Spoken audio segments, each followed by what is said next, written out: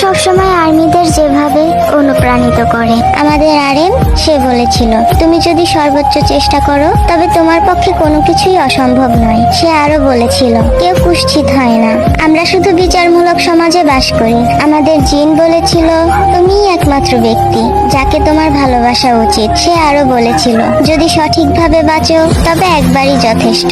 আমাদের সুগা সে বলেছিল, অবশ্যই কঠোর পরিশ্রম সবসময় ভালো ফল দিবে। সে আরো বলে, তুমি জন্মেছো সত্যিকারের মানুষ হতে, নিখুঁত হতে নয়। আমাদের জেহব সে বলেছিল, তোমার হৃদয় পরিষ্কার রাখো এবং সর্বদা খুশি থাকো।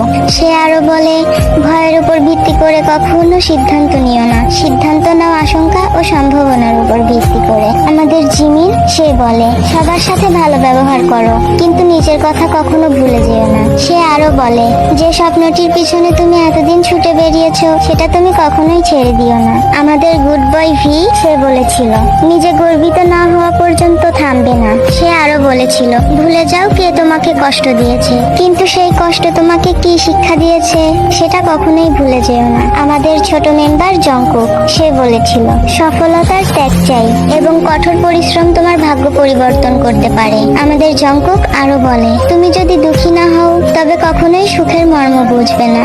বিটিএস তারা শুধু আর্মিদেরকে এই কয়েকটি জিনিসই শেখায়নি, বরং তারা আর্মিদেরকে শিখিয়েছে কিভাবে বাঁচতে হয়।